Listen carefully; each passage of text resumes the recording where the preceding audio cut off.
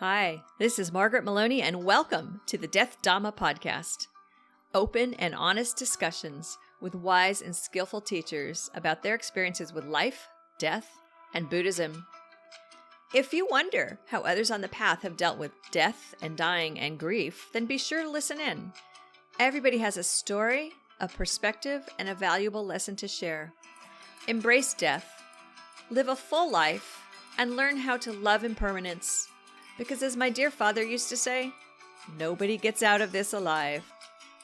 Hello, my friends, and welcome to a in-between seasons update. We are in between season 1 and season 2 of the Death Dhamma Podcast. And I just wanted to check in and say hello, give you a quick update, and share some thoughts on karma with you. Season 2 is shaping up. We are going to be talking about different kinds of death, disappointments, impermanence, loss that aren't about the death of a person or another being, but are about maybe the death of an idea or an expectation. And I am in the midst of lining up and interviewing some excellent people to share with us. I'm looking forward to it. I believe you're going to love it. And I am in the midst also of creating the audio version of Sitting with Death. That will be coming out in 2022. I'm not sure about the release date on that, but going back to season 2 of the Death Dhamma Podcast, definitely we will go live with the first episode of season 2 in the last week of January. That I know. And on that note, I just thought I would share with you something I write for a website called Buddhistdoor Global. You may or may not already know that. And I wanted to share with you something that I posted recently about karma. And I called it, Whose Karma Is This? Is the death of my loved ones my karma or theirs? Our lives were intertwined, and so is our karma.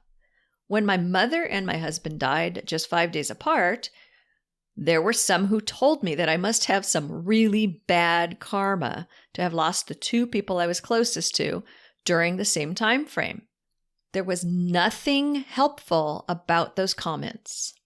And eventually I realized that these comments were probably not meant to be judgments about me. They were meant to make others feel better about their own lives. If they could convince themselves that I had really bad karma, they could better come to terms with what had happened, and they could seek to assure themselves that something like this would not happen to them. Now, is it possible that my father and my husband Ed had karmic similarities? Within 2 years of one another, they both died from the same form of lung cancer. At some point in their lives, both of them had smoked.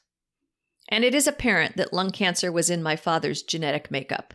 His brother, Bill, died 4 years later, also of lung cancer. My grandfather also battled lung cancer. Some might call this an interesting twist of fate. I've learned to call it karma.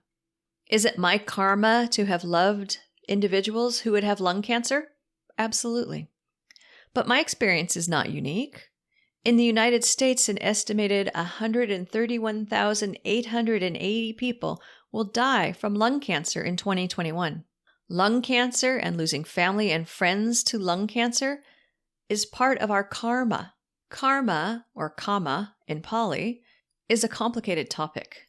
In its simplest form, it means action.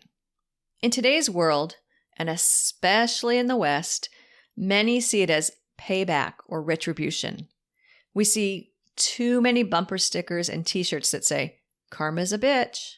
In our culture, there are not enough acknowledgments of good karma, and not enough recognition that instant karma might be a catchy song by John Lennon, but it's not an accurate representation of what we should expect in the real world. If you find yourself wanting someone who you perceive as committing bad acts to be punished, be careful. You are falling into the trap of wishing them ill will.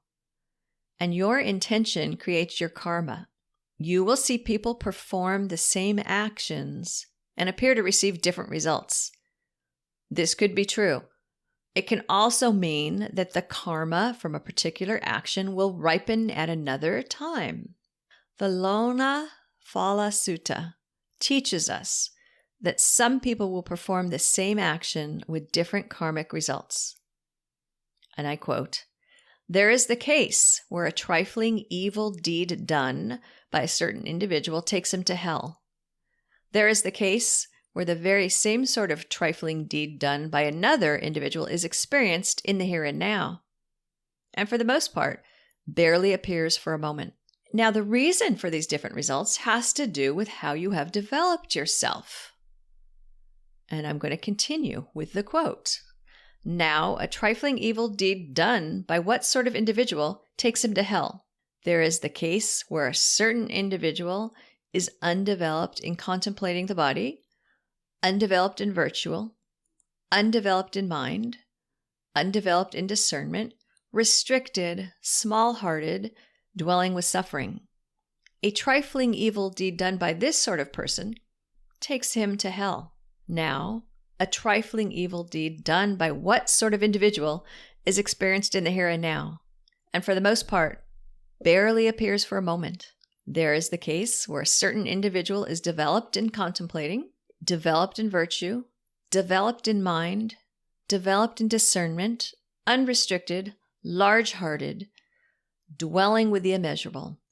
A trifling evil deed done by this sort of individual is experienced in the here and now, and for the most part, barely appears for a moment. Was I a bad person in a past life? This is an unanswerable question. And anyway, there's nothing I can do about my past lives. All I can do is work to be the best person that I can be now. The karma that I experience is a blend of my past and current actions. I cannot go back in time and change anything about my current or past lives. Time travel storylines, while fun, are inherently flawed. You're only supposed to change one thing, but if you change other things, the universe is cursed forever. You're never supposed to meet yourself in another dimension, or the universe is cursed forever. Oh my gosh, forget about all that. It's much easier to just work on your life as you live it right now. You don't know what will come. You do know that whatever happens is part of your karma.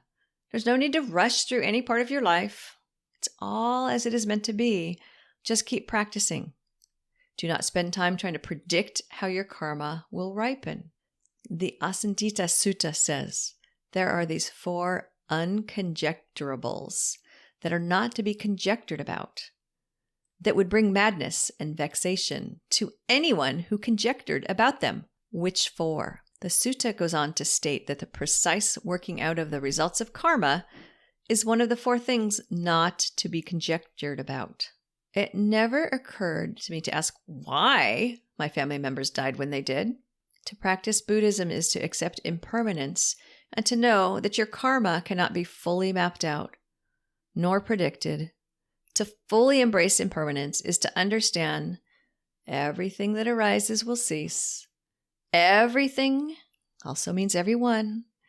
We are all going to die, and we are all going to lose people we love. This is part of our karma.